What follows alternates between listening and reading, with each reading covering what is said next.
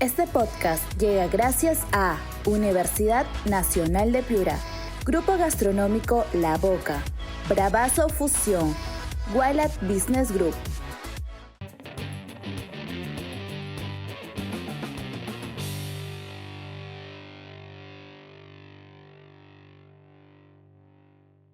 Hola a todos, bienvenidos a nuestro podcast Las Cosas Claras. El día de hoy en compañía del doctor Juanilo, candidato a diputado con el número 5 por el partido político Perú Primero.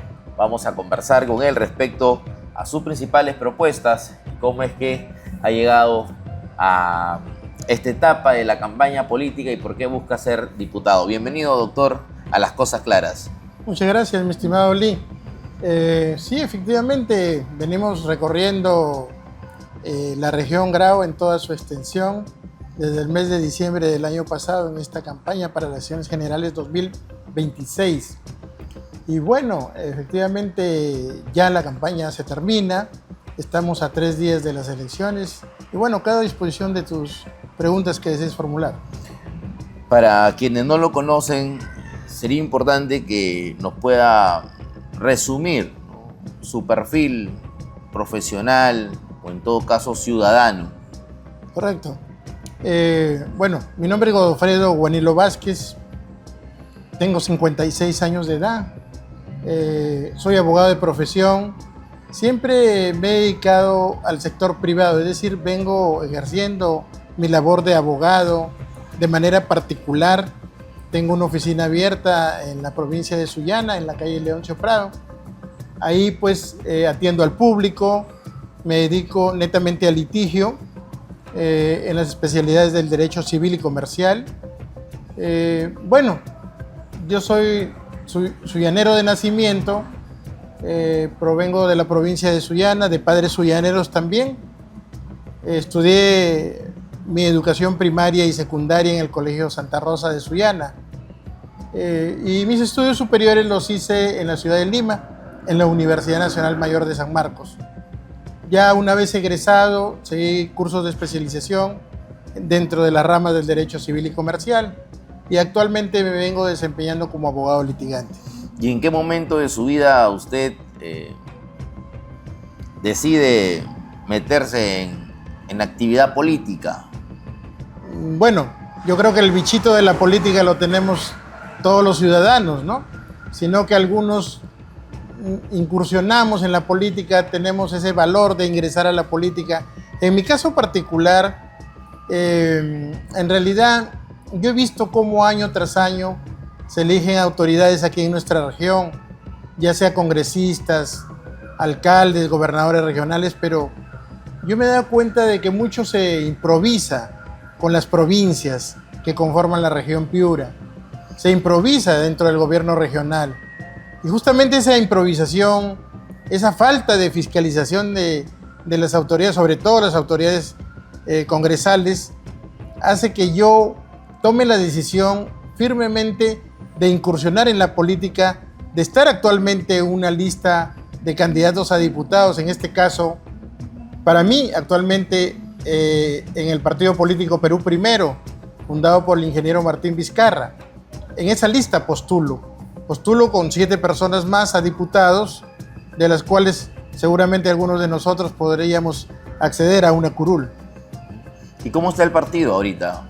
¿Cómo llega ya a esta recta final de la campaña, después además de enterarse que Martín Vizcarra podría recuperar su libertad en las próximas horas? Sí, el año pasado cuando nosotros estábamos pretendiendo integrar la lista para diputados por el partido político Perú Primero, el líder Martín Vizcarra estaba en libertad, pero lo que ocurre es de que ocurrió la fecha del 26 de noviembre del 2025, se le dictó la sentencia condenatoria y lo enviaron a prisión, cosa que en realidad no debió haber sucedido, porque según la ley, si una persona investigada mantiene una conducta procesal de tal manera de que sigue todas las reglas de conducta, sigue lo que se le indican tanto el Ministerio Público como el Poder Judicial, debería, a pesar de dictarse una sentencia condenatoria, enviarlo a su casa hasta que la segunda instancia confirme en este caso, la sentencia condenatoria, lo cual todavía no ha ocurrido porque el día 26 de noviembre del 2026 le fue dictada esta sentencia condenatoria. 26 de noviembre del 2025, perdón, fue esta sentencia condenatoria, pero fue puesto a prisión Martín Vizcarra, lo cual no ocurrió con... Existe un caso muy emblemático del señor Daniel Salaverry, que fue presidente en su momento, fue presidente del Congreso. ¿Qué ocurrió? Daniel Salaverry fue condenado a 11 años de pena privativa de libertad. Él apeló y se fue a su casa, no se le envió a prisión. ¿Para qué se fue a su casa? A esperar que la segunda instancia le confirme o le revoque la sentencia de primera instancia. ¿Pero qué pasó? La segunda instancia revocó la sentencia, es decir, Daniel Salaverry nunca fue a prisión. Lo mismo esperábamos en el partido que ocurra con Martín Vizcarra, pero sin embargo existen poderes ocultos, poderes fácticos que en realidad lo tienen a Martín Vizcarra preso hasta ahora. Entonces, ¿usted no cree que esta prisión se deba al propio retraso del sistema judicial que tenemos, sino más bien responde a intereses económicos, políticos, ocultos, como usted lo menciona? Yo creo que las grandes élites que gobiernan el Perú están detrás de ello. A Martín Vizcarra nunca le han perdonado que cerró el Congreso, nunca le perdonaron que se enfrente al Club de la Construcción, nunca le perdonaron a Martín Vizcarra que emita bonos en pro de la población, porque en aquella oportunidad los banqueros, las élites económicas se oponían a la emisión de votos, porque en su momento decían, Martín Vizcarra le decían, ¿para qué vas a emitir bonos si los pobres siempre han vivido como pobres? Ellos siempre han visto cómo se las arreglan, no emitas bonos. Pero Martín Vizcarra trabajó en su momento cuando fue presidente de la República, trabajó en pro de la población y no solo emitió bonos, sino que liberó la AFP de las personas que trabajaban formalmente. Algo que parecía imposible hasta ese momento, ¿no? Así es. Actualmente, mi estimado Lee, existe una resolución judicial del Sexto Juzgado Constitucional de Lima. ¿Y qué dice? Le ordena a que esa sala que condenó a Martín Vizcarra a prisión emita un nuevo pronunciamiento, porque esa sentencia tiene muchos vicios. Lo advertimos en algún momento en una entrevista radial y lo manifesté que yo había tenido la oportunidad de leer de manera integral esa sentencia y tenía muchos vicios, se basaba simplemente en dichos de colaboradores eficaces sin ninguna otra prueba que corrobore los dichos. Pero sin embargo, se emitió esa sentencia condenatoria. Actualmente el Sexto Juzgado Constitucional de Lima le ha ordenado a la sala que condenó a Martín Vizcarra que emita un nuevo pronunciamiento, pero déjame decirte una cosa, esa resolución es del 1 de abril del 2026, ya han pasado 8 días y la sala hasta el día de hoy no se pronuncia. Entonces, ¿qué es lo que quieren? Sacar a Martín Vizcarra después de las elecciones sin que tenga la posibilidad de al menos dar un discurso preelectoral.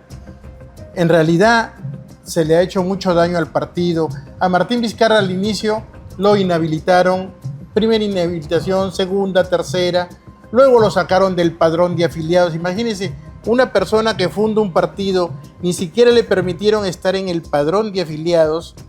Luego, ¿qué le dijeron? Tú no puedes aparecer en las encuestas. En realidad, después cuando Mario Vizcarra, su hermano, se presenta ante la plancha presidencial, ante el Jurado Nacional de Elecciones, se inscribe, también le formularon una tacha. Y eso pues finalmente se pudo revertir en el Pleno del Jurado Nacional de Elecciones. Es decir, en nuestro partido todo lo hemos tenido cuesta arriba. Pero sin embargo, nosotros los candidatos a diputados y también los candidatos a senadores, seguimos luchando. Se han comido el pleito. Nos hemos comido el pleito, seguimos visitando todos los pueblos, seguimos visitando las 8 provincias de la región Piura y sus 65 distritos, y además los centros poblados, asentamientos humanos, donde recibimos el cariño de la gente. Y la gente recuerda a Martín Vizcarra, ¿no? La gente recuerda a Martín Vizcarra, mi estimado Lee, porque nos dicen, Vizcarra, sí, yo apoyo Vizcarra, mi Vizcarrita, dicen, las señoras, los señores. Mi Vizcarrita lo recordamos mucho por los bonos, porque él apoyó a la población. Es el único presidente de los últimos 25 años que se ha preocupado por la población. Y así nos reciben con mucho cariño, con mucho afecto, nos dan la mano, nos abrazan, nos piden tomarnos fotos.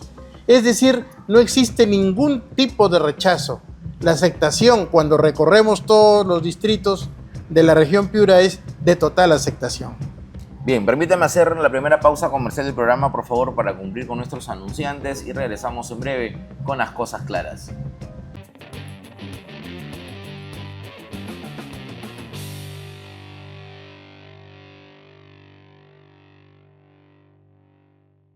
Este podcast llega gracias a Universidad Nacional de Piura, Grupo Gastronómico La Boca, Bravazo Fusión, Guaylat Business Group.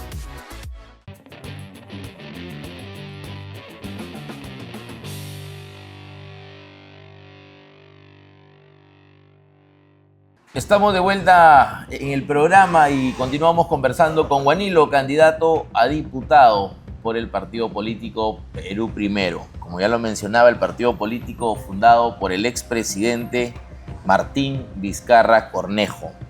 ¿Y qué opina usted del gobierno corto que tuvo Martín Vizcarra?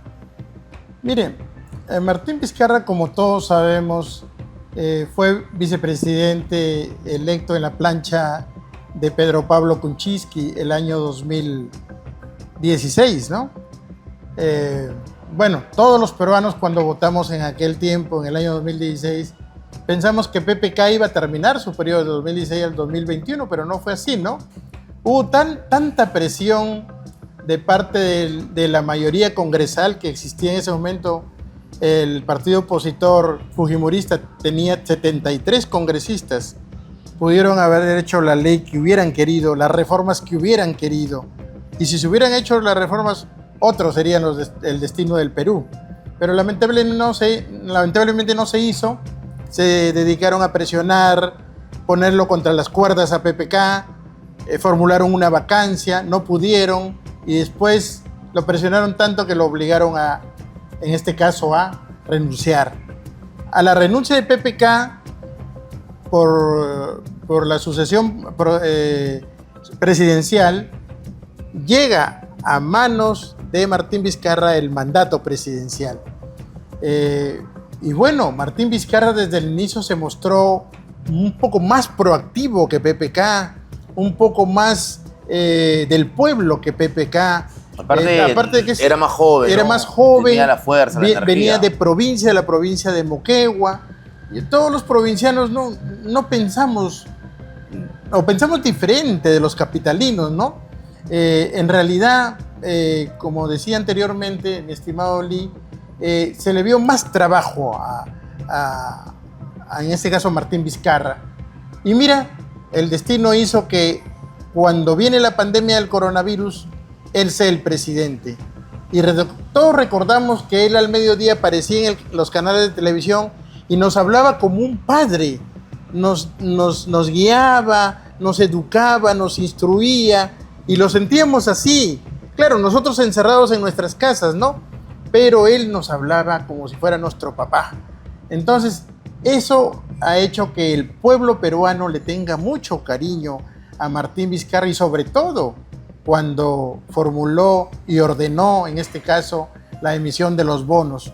Un primer bono, un segundo bono para la población, hubieron hasta 4 bonos. Ya lo dije antes, ¿no? La liberación de la AFP, el programa Reactiva, incluso para los empresarios. O sea, no solo trabajó para la población peruana, sino para el sector empresarial. Entonces, ¿usted considera que Martín hizo un buen gobierno? Yo considero que Martín Vizcarra hizo un buen gobierno. Lamentablemente, ocurrió de que fue vacado, o sea, tampoco se le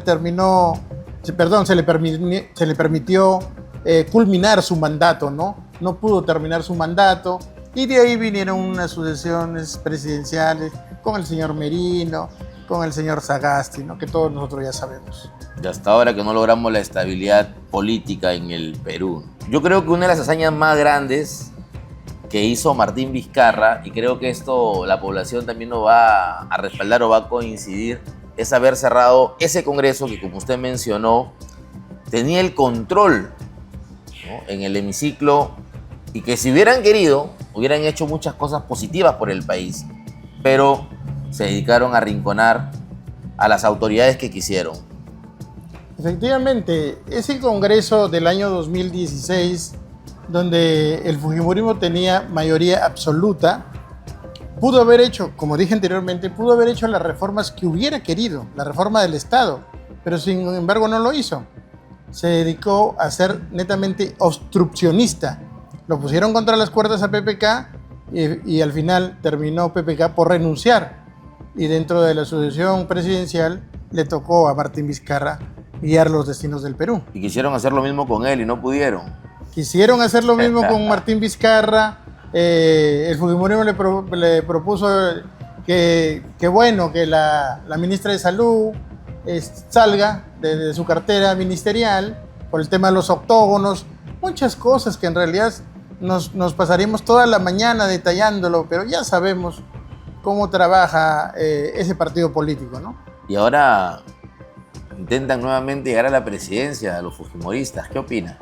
Efectivamente, mire, lo que ocurre es de que nosotros sabemos, y ya las diversas encuestas desde hace varios años nos dicen que hay total rechazo de la población frente a este Congreso. Este Congreso apenas tiene 3-4% de aprobación.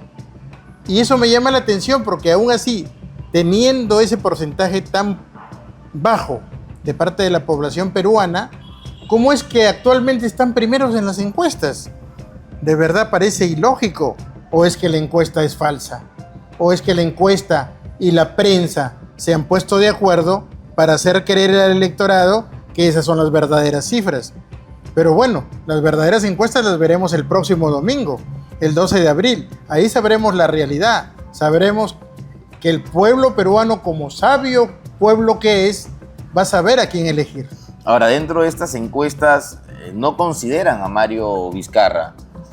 Empezó en un tercer lugar y luego ha ido bajando y ahora ya no lo veo en la lista, al menos de los 10 primeros o 7 primeros. ¿Usted cree que esa cifra también es falsa? Yo creo que Mario Vizcarra no está en otros como lo ponen las encuestadoras.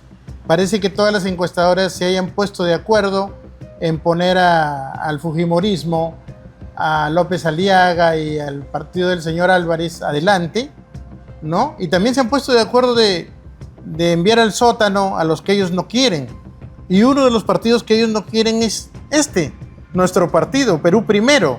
Es el que no quieren que destaque, al que no quiere que meta congresistas. Pero no, se equivocan, nosotros seguimos en la lucha. Nosotros vamos a tener una bancada de diputados y nosotros vamos a tener una bancada de senadores. Y de esa manera, después de que ocurre el 28 de julio del 2026, ahí comenzaremos a luchar por hacer las reformas que la población peruana requiere. Y que está pidiendo además, ¿no? Porque la gente quiere lucha contra la criminalidad, quiere lucha contra la corrupción. Hay gente que pide proyectos integrales de agua y alcantarillado, infraestructura vial y tantas necesidades que tenemos aquí en el Perú y sobre todo en Piura. Sí. ¿Qué es lo que usted ha recogido, por ejemplo, de parte de la población? Sí, la población que hemos venido visitando durante estos 4 últimos meses, a gritos está pidiendo que se luche frontalmente en contra de la inseguridad ciudadana. Por eso es que yo, de manera particular, ya tengo preparado un paquete de propuestas legislativas que consisten en derogar estas leyes que apoyan al crimen. ¿Por qué? Porque la criminalidad, el crimen organizado ha evolucionado bastante de un tiempo acá. Se ha perfeccionado. Se ha perfeccionado, ahora hay más sicariato, más extorsión. Y se han aliado con instituciones como la propia policía. Efectivamente, pero ¿por qué existe eso? Porque este Congreso actual se ha encargado de elaborar leyes en favor de la criminalidad organizada.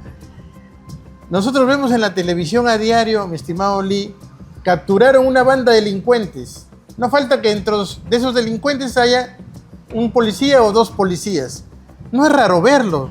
Porque los policías malos, porque todos no son malos, hay policías buenos, a veces integran las bandas de delincuentes. Sí. Y si no hay policías, de repente hay un fiscal metido en la banda de delincuentes. Y si no hay un fiscal, hay un juez penal que es el que encarga de liberar a los delincuentes. Entonces, Dios mío, ¿quién los protege? ¿Quién protege a la población? ¿Quién protege a nuestros hijos pequeños, nuestros hijos adolescentes? Ya un joven no puede salir con un celular a la calle porque se lo roban y hasta lo pueden matar por un celular. Es difícil la situación que vivimos, es un caos tremendo y requiere de reformas. Reforma integral de la Policía Nacional del Perú, definitivamente. Antes, hasta el año 1986, mi estimado Lee, existía la Policía de Investigaciones del Perú. Ahora, inteligencia de la policía no funciona. No funciona porque si la inteligencia de la policía funcionara, se capturarían a las bandas de delincuentes. Se haría a través de escuchas telefónicas aprobadas por los jueces, lo cual también, mediante estas leyes pro crimen, más bien se ha favorecido a la delincuencia. Increíble. El otro tema es de que estas bandas de delincuentes han ido creciendo a tal manera que ya es incontrolable. Estamos perdiendo la batalla contra la criminalidad, pero eso sí se puede reformar. También se tiene que reformar el Ministerio Público, se tiene que reformar el Poder Judicial y sobre todo una institución muy delicada que es el Instituto Nacional Penitenciario, porque el INPE, la verdad, los agentes del INPE resultan ser una coladera porque pasan a las cárceles estupefacientes, pasan a las armas, pasan celulares, o sea, es una coladera tremenda las cárceles. Más bien es la universidad del delito, porque entra un delincuente y allá adentro se perfecciona. Y desde ahí se hacen las extorsiones. Deberían haber al menos bloqueadores de celulares, pero ni siquiera eso se implementa. No existe la voluntad política de las autoridades para hacer esas reformas. Usted llega al Congreso para generar esas reformas. Efectivamente, nosotros queremos luchar en pro de la seguridad ciudadana, pero no solo eso. Tenemos propuestas legislativas en pro del tema de la educación. Nosotros... ¿Le parece si con la ampliación de estas otras propuestas volvemos después de la pausa, por favor? Para darle el tiempo necesario. Correcto. A esta exposición. ¿Ya? Correcto. Pausa comercial y regresamos con más aquí en Las Cosas Claras.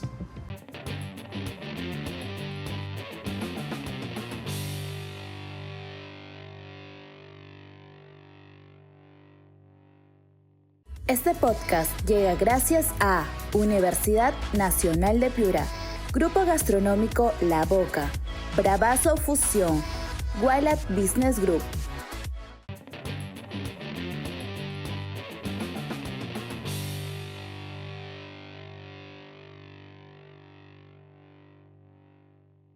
Continuamos con nuestro podcast Las Cosas Claras y estamos conversando con el doctor Guanilo.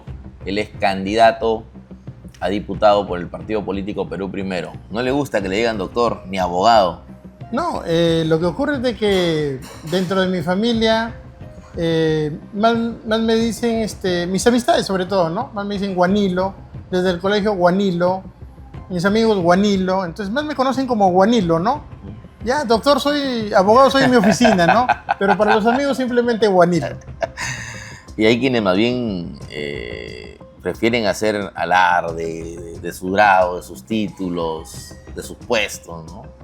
Bueno, yo siempre he dicho que los títulos, los pergaminos, de verdad no significan nada si uno no tiene vocación de servicio, ¿no? La vocación de servicio está intrínseca, al menos hablo de manera personal, porque yo he incursionado por primera vez a postular a un cargo público, porque tengo vocación de servicio, tengo el expertise suficiente para el cargo que ostento. Pero bueno, continúen porque estábamos hablando del tema educativo. Nos quedamos en el tema de las reformas para el sector educación. Un sector bastante golpeado, hay una brecha inmensa. El Estado tiene una deuda grande con los maestros y no solamente económica, ¿no? Los maestros siempre han estado en muchas luchas, incluso para poder recuperar la democracia, ¿no? En su momento, entre otras. ¿Qué plantea usted para lograr estas reformas en el sector educación? Sí, mire, básicamente el tema educativo, y lo he visto en mi recorrido por toda la región Piura, es el tema de la infraestructura educativa. Lo que ocurre es que a lo largo de mis recorridos he visto cómo los colegios se caen a pedazos, la verdad. Y ojo, colegios incluso que fueron construidos después del 2017, que fue el fenómeno del Niño Costero. Así es. Porque la plata de reconstrucción con cambios, una buena parte, se destinó a hacer colegios. Así es, pero sin embargo no han durado mucho. Porque se supone que un colegio, un inmueble se construye para 100, para 200 años. Pero estos no han pasado ni siquiera los 5 años y ya se están cayendo a pedazos. Y a veces hay alumnos que de verdad da mucha pena que estudian en aulas sin techo, sin ventanas, a veces sin carpetas. A veces es la misma población que se organiza para poder darle a los alumnos un aula digna. Ahora, el tema, aparte del tema de infraestructura educativa, yo quisiera también dentro de mis propuestas legislativas lograr de que los alumnos de tercero, cuarto y quinto de secundaria tengan también formación técnica laboral. Era más o menos lo que había en el gobierno de Juan Velasco Alvarado. Algunos lo recordarán, otros no. Pero ¿qué pasaba? En aquella época los alumnos de los 3 últimos años de secundaria salían con formación técnico laboral. Salían como electricistas, como ebanistas, como mecánicos. ¿No? Había contabilidad Sastre técnica. también creo que había. Sí, sastrería. Entonces, el alumno ahora con esta propuesta legislativa que vamos a impulsar a partir del 28 de julio, no solo va a salir con un certificado que diga el oficio que el alumno puede desempeñar, sino que ese mismo certificado va a lograr de que él incursione, se inserte en el mercado laboral o de repente pueda desarrollar sus proyectos propios, ¿no? Eso es muy importante porque de lograr eso, los jóvenes ya se alejarían del tema delincuencial, ya se alejarían del tema de las drogas y de tantos vicios que existen en la sociedad. Porque además hay demasiado desempleo y en gran parte es por ese acceso limitado a la educación superior. Porque la educación aquí en el Perú es un negocio redondo. Si no, no tendríamos a algunos candidatos que son multimillonarios gracias a sus negocios en el sector educación, ¿no? Sí, lo que ocurre es que a nivel superior existen estas universidades, ya lo dijo Alan García en algún momento, esas universidades donde los títulos, así decía Alan García, decía, esos títulos sirven para envolver pescado, decía. Claro que es un tema muy despectivo, pero el líder aprista lo decía así. Bueno, yo no soy aprista, ¿no? Entonces, pero resulta de que son universidades de un nivel que deja mucho que desear, la verdad, ¿no? Son universidades dedicadas a lucrar con los estudiantes. Pero, ¿cuál es el tema lucrativo que mencionas, mi estimado Lee?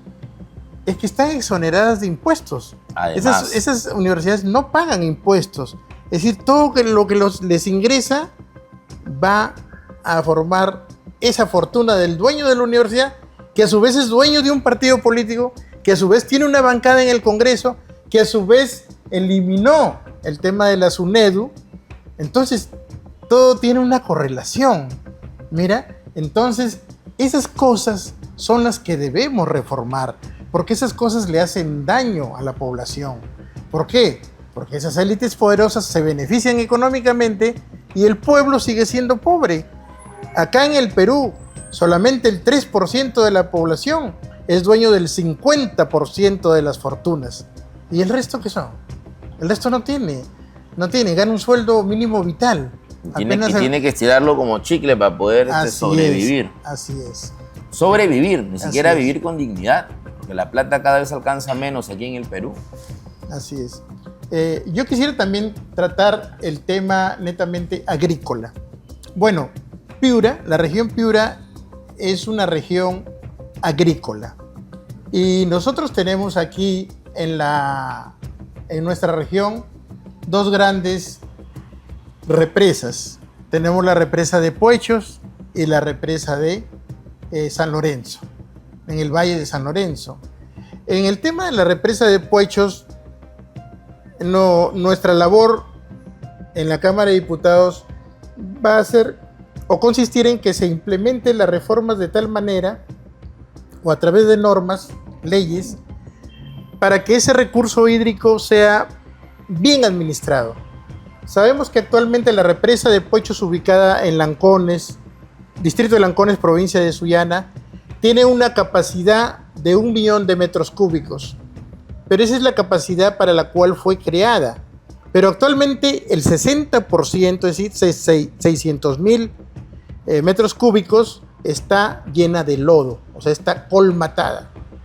Entonces, hay una empresa china que ya ganó la Buena Pro, que le va a subir 5 a 10 metros la cota, es decir, va a ser más alta, y de esa manera va a poder almacenar más agua que viene del río Catamayo de Ecuador, y también va a dar la posibilidad de formar 2 reservorios satélites, el de Samán y el de Chipillico.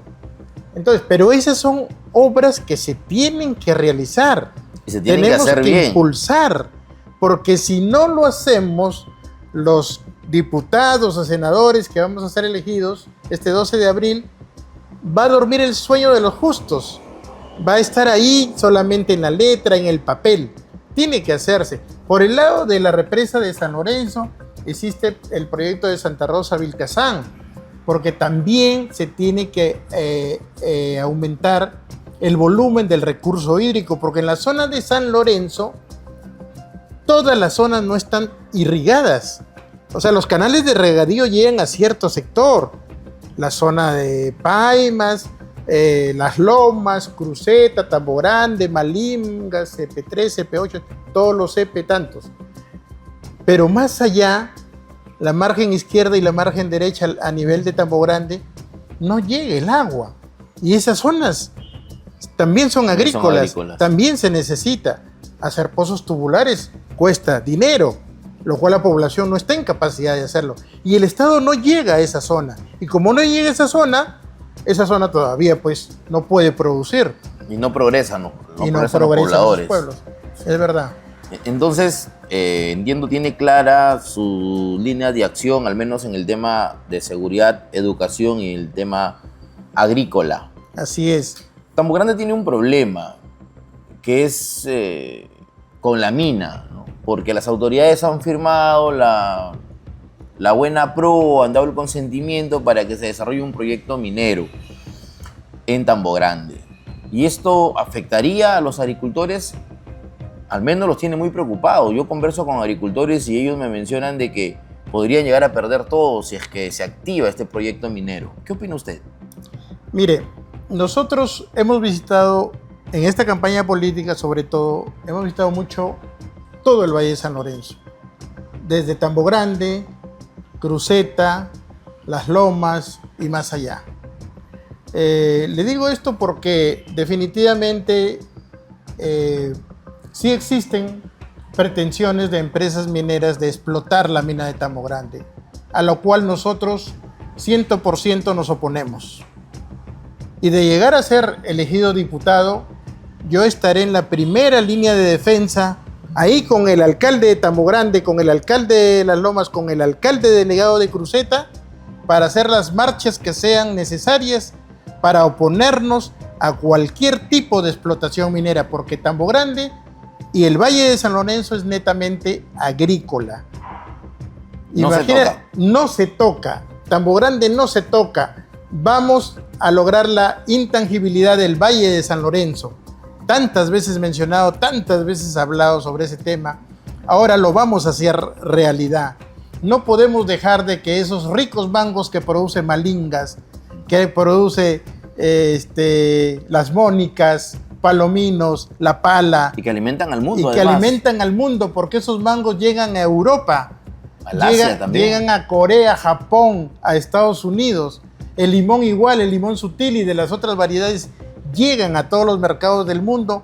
No podemos dejar de que por la ambición de estas empresas mineras de sacar mineral de esa zona, se tenga que eliminar y depredar los suelos de Tambo Grande. Eso no lo vamos a permitir. Vamos a la pausa comercial y regresamos con más aquí en esta entrevista con Guanilo, candidato a diputado por el partido político Perú Primero.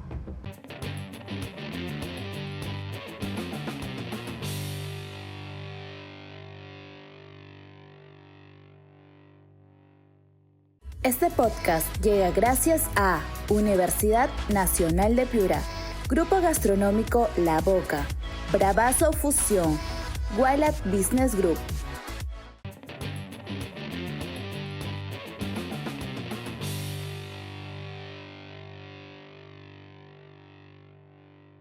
Entramos ya al último bloque de nuestro podcast, Las Cosas Claras. Aquí tenemos a Guanilo, candidato a diputado por el partido político Perú Primero. La gente me decía, ¿cuándo entrevistas a Guanilo? Mucha gente lo ve como el outsider de esta campaña. Yo entiendo de que dentro de la lista de Perú Primero hay 7 candidatos más, como usted lo ha mencionado, y varios de ellos ya son bastante conocidos. Tenemos a Leonidas Guayama, tenemos a Lucho Castro, que también estuvo en el programa, por cierto. Tenemos al propio Martín Hidalgo, que ha sido regidor de la Municipalidad Provincial de Sullana. Y la gente me insistía muchísimo por esta entrevista. ¿Cuándo llevas a Guanilo? ¿Cuándo invitas a Guanilo? La gente lo ve con buenos ojos, ¿no? La gente lo aprecia bastante. Ha generado toda una revolución en las redes sociales y eso es bueno para la campaña. Respecto a las propuestas que estábamos hablando en el bloque anterior, usted hablaba bastante de Tambo Grande, hablaba de ponerse en la primera línea de lucha en el tema de que la mina quiera entrar y se quiera trabajar y perjudicar a los agricultores, ¿no? En defensa de los agricultores. Pero de Sullana, que es la zona donde usted proviene, ¿hay alguna propuesta para Sullana? Porque los sullaneros se pueden sentir de repente tocados, resentidos. No solamente habla de Tambo Grande, pero no habla de Sullana. ¿Hay algo para Sullana en su plan de gobierno? Sí, ¿no? Mire, yo en realidad soy sullanero. Lo que ocurre es de que ahí realicé mis estudios primarios, como lo dije anteriormente, estudios secundarios también, ¿no? He crecido en Sullana y me debo a Sullana. Pero yo también hablo de Tambo Grande porque yo también me he criado en Tambo Grande por la actividad económica que desarrolló mi padre. Mi padre trasladó a la familia para vivir a Tambo Grande. Hemos vivido algunos años en Tambo Grande y algunos años también en Las Lomas, ¿no? Por eso es que guardo mucho recuerdo de esos pueblos y los tengo en un lugar muy especial de mi corazón. Pero hablemos de Sullana.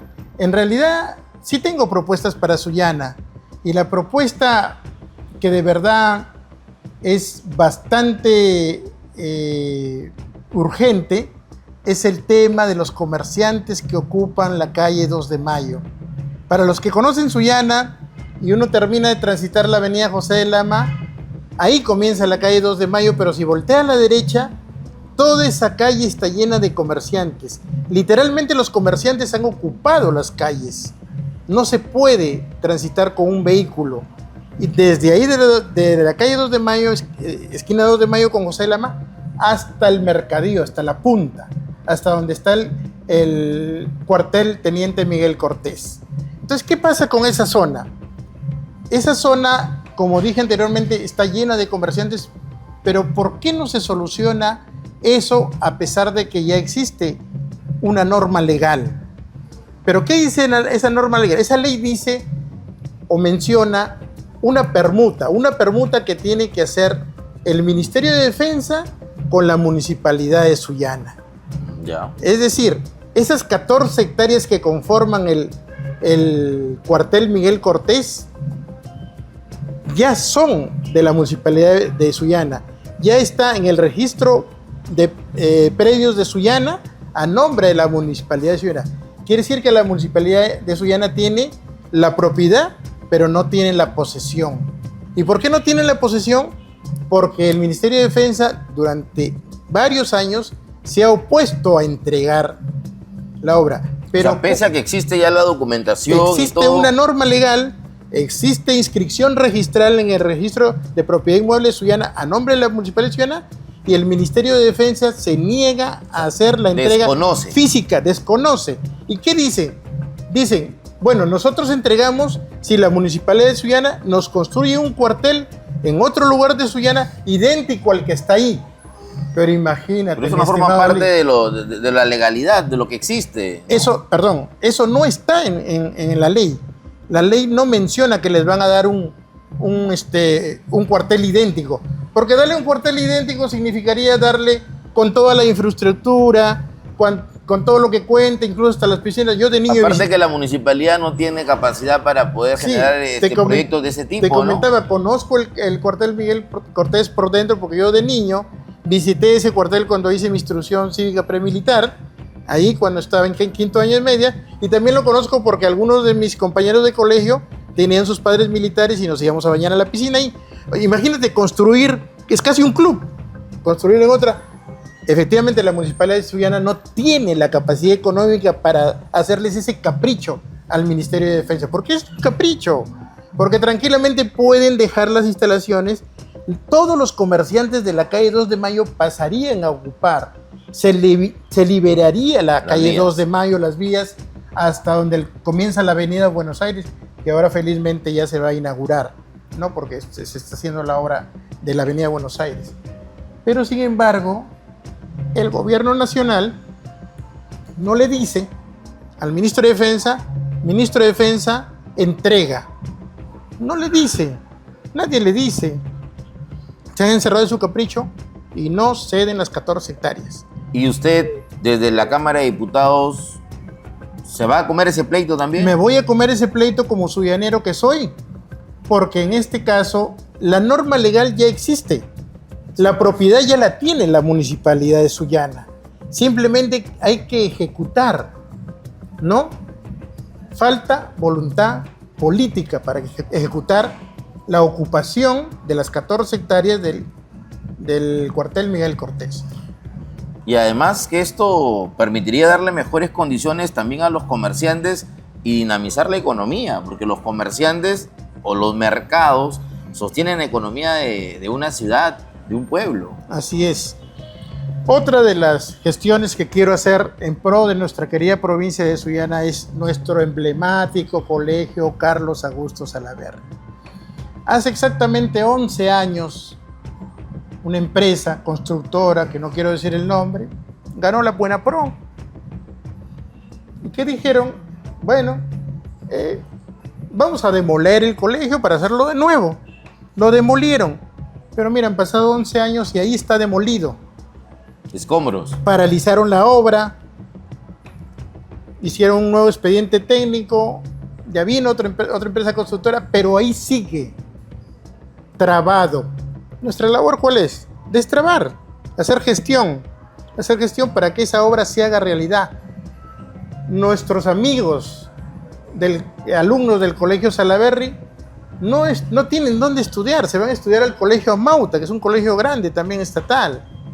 Y digo nuestros amigos porque yo de niño estudié en el Colegio Santa Rosa y el Salaverry, bueno, siempre nos juntábamos para los campeonatos de fútbol, de básquetbol, a veces había rivalidad, pero son nuestros amigos. Claro. Todos los sullaneros son nuestros amigos. Entonces, yo no soy alumno ex salaverrino, pero me voy a comprar ese pleito también para que la obra del Colegio Salaverry finalmente quede ejecutada. Otra de las situaciones que Sullana adolece es el tema del agua potable. Sullana tiene agua por horas y eso, Sullana es una metrópoli, no puede una ciudad tan grande con tanta población tener agua por horas. Se necesita solucionar el tema de la EPS Grau, que no solo es de Sullana, sino de toda la región. Pero lamentablemente hay mucha desidia en la EPS Grau, hay muchas situaciones que se deben corregir ahí. Y además que también siempre ha servido para pagar favores políticos, ¿no? Se ha nombrado a quien se ha querido, y entre ese tira y jala, pues, a río revuelto, ganancia de pescadores. Así es. Tiene que intervenirse la EPS Grau de todas maneras. Así es. Ahora, te decía anteriormente, mi estimado Lee, yo he crecido en Sullana, pero he vivido también en Tambo Grande. Por eso también tengo proyectos para Tambo Grande y para el Valle de San Lorenzo. En lo general del Valle de San Lorenzo ya te hablé de la intangibilidad del Valle de San Lorenzo, pero específicamente para el distrito de Tambo Grande, que no se ubica en Sullana, sino se ubica en la provincia de Piura, ¿no? Por razones geográficas. En vez de pertenecer a Sullana, que está más próximo, pertenece a Piura. Pero sí, así es el tema Así se decidió políticamente. Políticamente, ¿no? ¿Qué hay para Tambo ¿Qué pasa Grande? con Tambo Grande? Tambo Grande tiene grandes problemas de infraestructura, tiene urgente necesidad de un tema de alcantarillado, de agua potable, pistas y veredas, pero Tambo Grande necesita algo que no tiene y es el clamor popular. Necesita de manera urgente un hospital, porque la posta médica que tiene no se abastece. Una posta pequeña que apenas atiende 1, 2, 3 pacientes. Los pacientes tienen que ir a Piura, pero eso pues no es suficiente. Se necesita un hospital en Tambo Grande. Se necesita también un Instituto Superior Tecnológico para Tambo Grande. Desde la Cámara de Diputados me comprometo a hacer la gestión en favor del alcalde que sea electo este 4 de octubre del 2026. Apoyarlo al 100%. Para hacer gestión en Lima tocaremos todas las puertas que sean necesarias como diputado para que tenga los presupuestos Tambo Grande, los presupuestos suficientes para ejecutar esas obras.